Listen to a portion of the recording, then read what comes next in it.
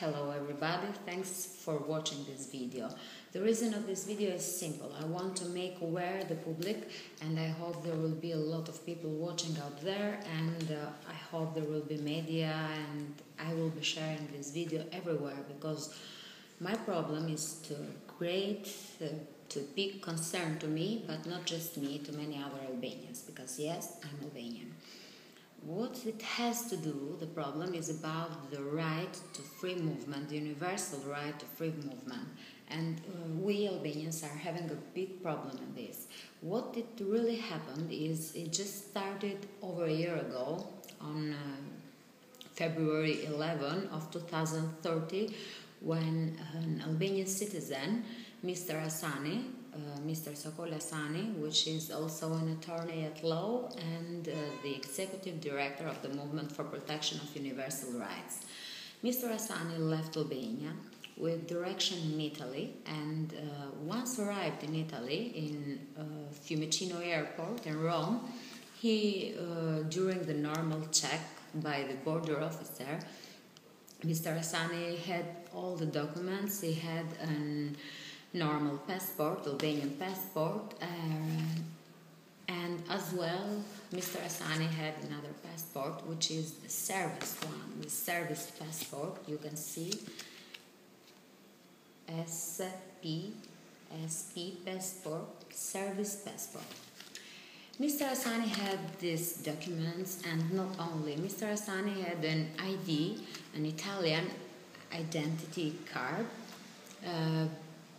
and he showed all these documents. He also had the required amount of money for 2 to 3 days staying in Italy.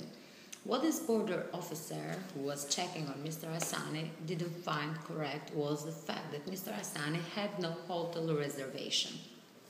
Okay, everyone must ask, well, not such a big deal, there must be a nice couple of hotels in Italy. Yeah, there are in Rome.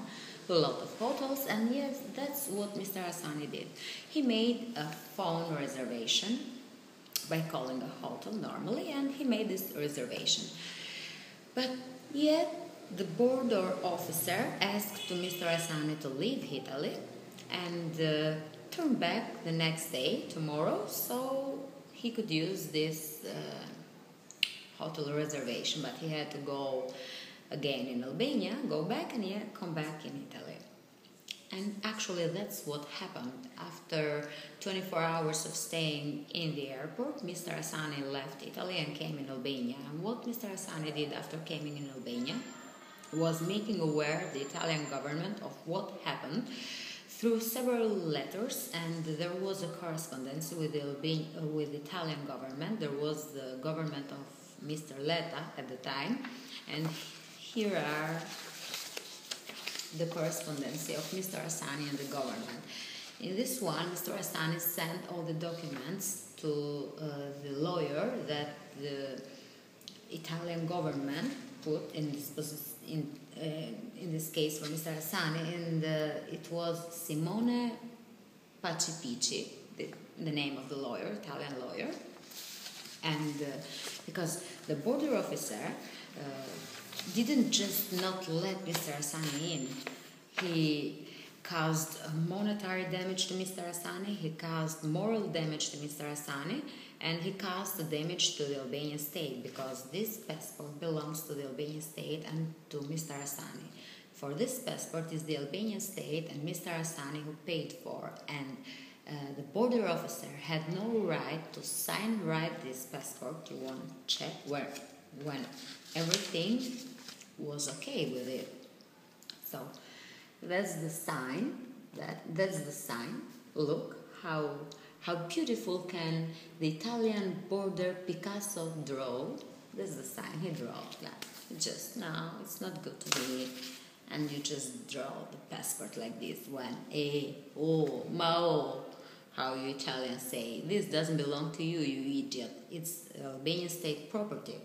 Anyway, but after several emails, here you can notice is Palazzo Guigi, which belongs to the Italian government.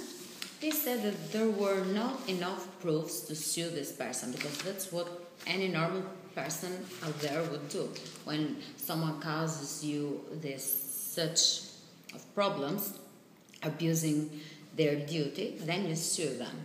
And there wasn't enough proofs. He destroyed the passport. He detained the person illegally, abusing his duty. He denied the universal right to free movement to someone who all the documents were correct with, so there needs other proofs to this. Anyway, what happens after this is that 2 months later, actually in April 1 of 2013, Mr. Asani left Albania again, this time with destination Belgium. Yeah. Once arrived in Belgium, let's say when he was making the check-in at the border officer, since he had this experience with Italian border officer, Mr. Asani made sure he had the hotel reservation before he departed for Belgium. He paid the hotel reservation. He had both passports, the service one and the normal one. He had the required amount of money. And after the border officer in Belgium checked this out, he says, so where are you going to go, sir? I'm going in Brussels. Okay, but what for? You don't have a brochure. Yeah, he needed those brochures, so you can tell us what are you going to visit or where are you going to go, since there's nothing interesting in Belgium. So what for? What are you here for? And Mr. Asani tells them that he has even the service passports, and that he had been there a year earlier at the European Commission as the representative of Albanian country. So he was representing a country, and he had been earlier, and he had all the letters, all the documents, everything, the money and everything. So what happens in Belgium is that this border officer, maybe because he saw the Italian Picasso, he said, I can draw better than the Italian one. So what he did was even better than the Italian one. If the Italian drew just one passport, the Belgian one drew both of the passports. So we have other signs. The Belgian border officer here, actually in my opinion, the Italian one did draw better, but anyway, made this sign to the normal passport, yes, and he wasn't happy yet, so he made this other sign. Yeah, look how beautiful can Belgian people draw on the other states' passports, properties. He destroyed even the service passports, so there are 2 documents destroyed by Italian border, by Belgian border officer, both of them. But not just.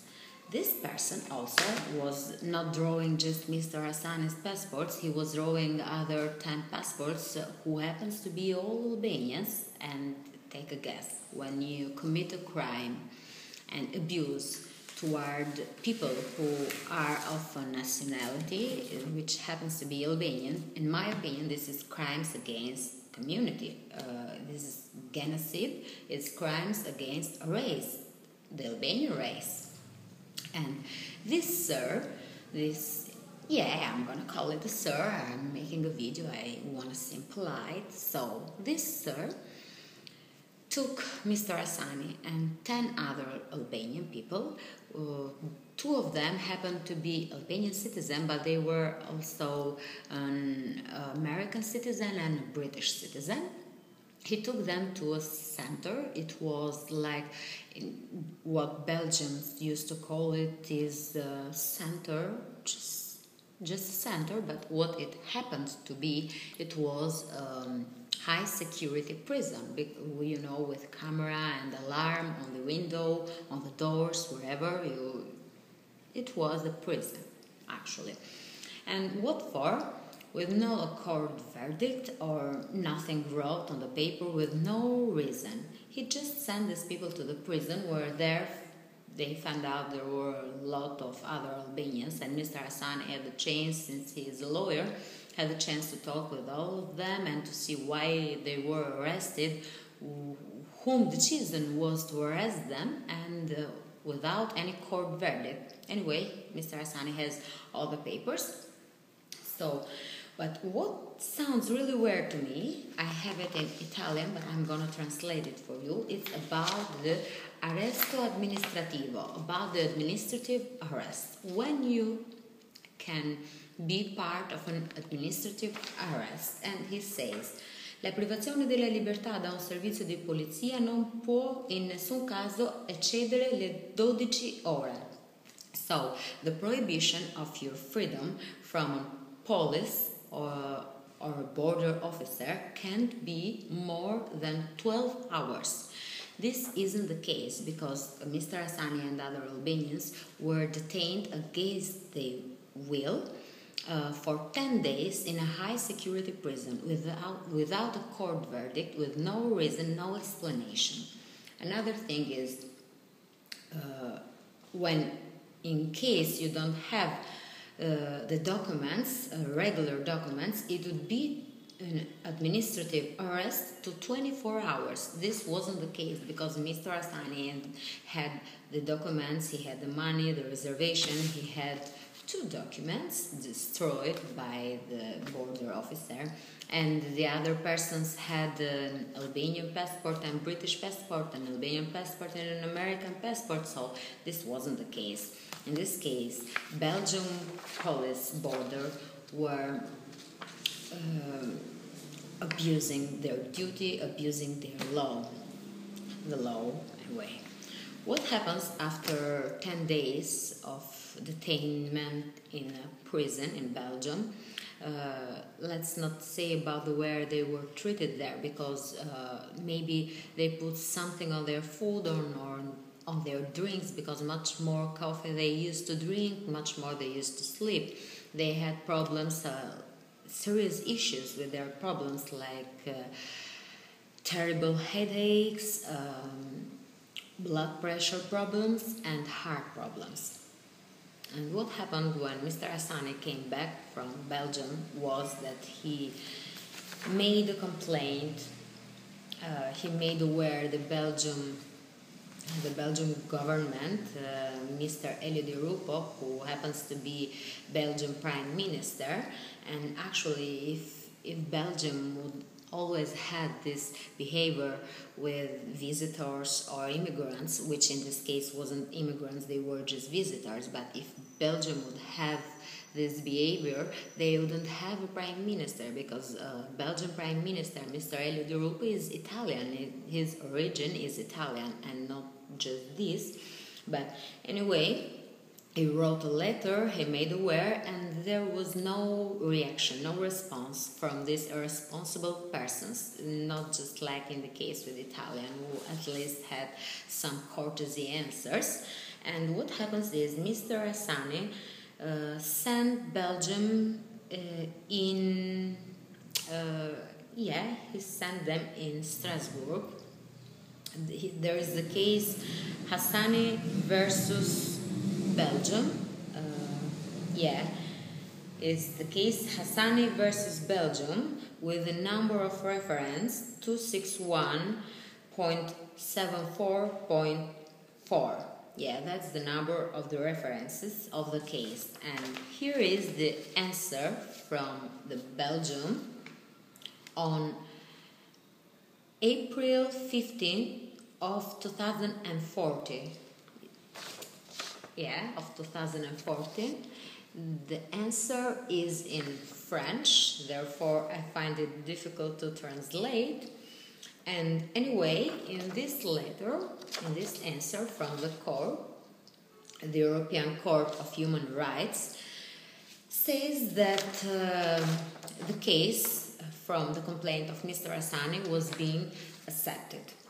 And therefore later, this was of April 15th of 2014, in June 4th of 2014 comes a letter from the European Court of Human Rights again, and it's again in French, of course, And in this letter, they communicate to Mr. Hassani that this case was dismissed by a single judge, Mr.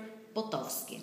Yeah, because apparently to Mr. Potovsky it wasn't such a big deal to take a lawyer, to send him to jail without a court verdict, without any law, breaking all the rules, all the laws, breaking a constitutional and a universal right.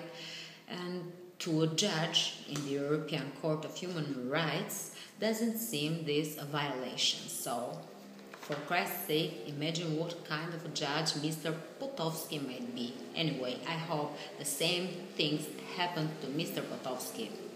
The reason why Mr. Potovsky didn't accept this, because it was judged by a single judge, happened to be because Mr. Hassani hadn't passed through the domestical ways, domestical law, internal law. Now, I'm going to make a question to Mr. Potovsky. How on earth is Mr. Hassani go through the domestical law to the internal law if he is not present in Belgium? Now, how can Mr. Hassani be present in Belgium when the border officer don't allow him to? Because he went as a tourist and he wasn't allowed.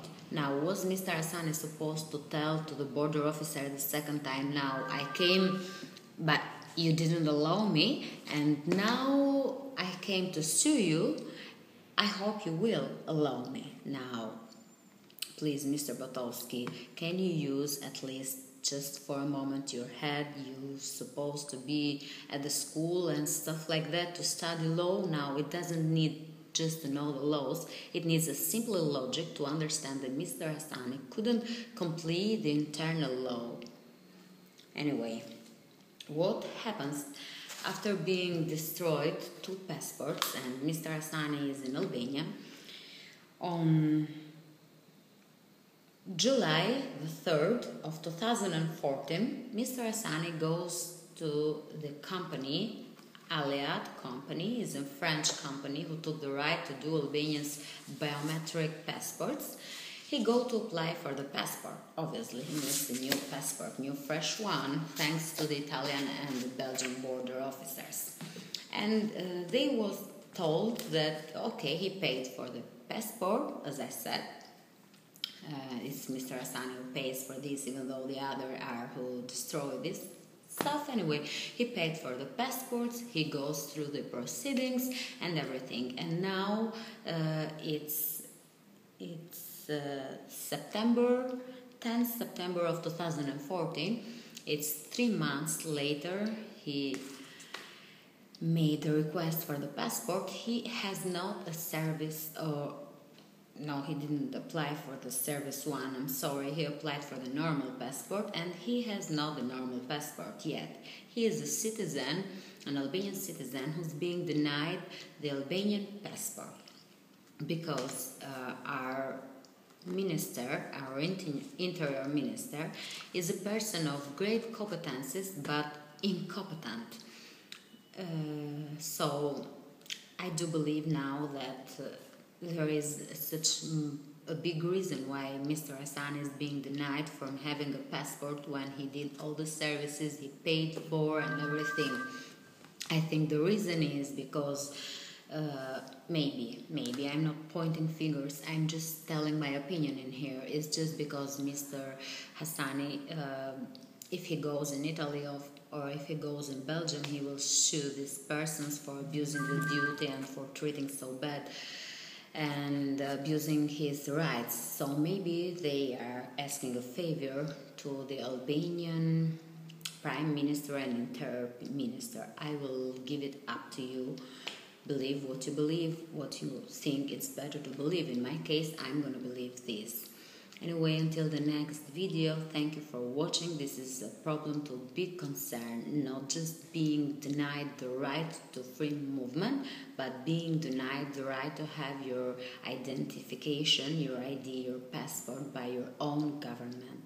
Now, seriously, I do apply for asylum anywhere much better than here. Until the next video, thanks for watching. Bye.